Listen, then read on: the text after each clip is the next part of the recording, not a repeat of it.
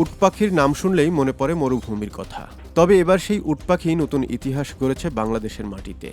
দিনাজপুরের পার্বতীপুর উপজেলার একটি মিনি চিড়িয়াখানায় প্রথমবারের মতো উট পাখির ডিম থেকে জন্ম নিয়েছে ৬টি বাচ্চা। জন্মের পর থেকে চঞ্চল ছোট্ট বাচ্চাগুলো কখনো খাবার খাচ্ছে, কখনো দৌড়ে বেড়াচ্ছে, আবার কখনো কৌতূহলী চোখে চারপাশে দেখছে। নতুন অতিথিদের দেখতে প্রতিদিনই ভিড় করছেন দর্শনার্থীরা। চিড়িয়াখানা কর্তৃপক্ষ জানায়, প্রায় ৩.৫ মাস আগে ঢাকা থেকে দুটি উট পাখি আনা হয়। আনার এক সপ্তাহের মধ্যেই পাখি দুটি ২৪টি ডিম দেয়। এর মধ্যে কয়েকটি ডিম ইনকিউবেটরে এবং কয়েকটির নিজস্ব ব্যবস্থাপনায় ফোটানো হয়। সেই প্রচেষ্টার ফলেই এখন পর্যন্ত ৬টি সুস্থ বাচ্চার জন্ম হয়েছে। দেশে এই প্রথম কোনো মিনি চিড়িয়াখানায় উট পাখির ডিম থেকে সফলভাবে বাচ্চা ফুটেছে বলে জানিয়েছে জেলা প্রাণিসম্পদ বিভাগের কর্মকর্তারা।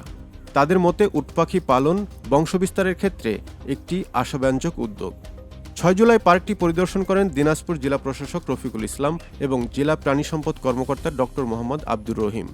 তারা বাচ্চাগুলোর পরিচর্যা ঘুরে দেখেন এবং এ উদ্যোগের প্রশংসা করেন। দুটা উট পাখি ঢাকা থেকে ক্রয় করি। তো এখানে আমি যতটুকু আমার কাছে তথ্য আছে যে এই পর্যন্ত আমাদের বাংলাদেশে সবাই বাইরে থেকে বাচ্চা নিয়ে এসে পালন করে, কিন্তু কেউ এই উট পাখির বাচ্চা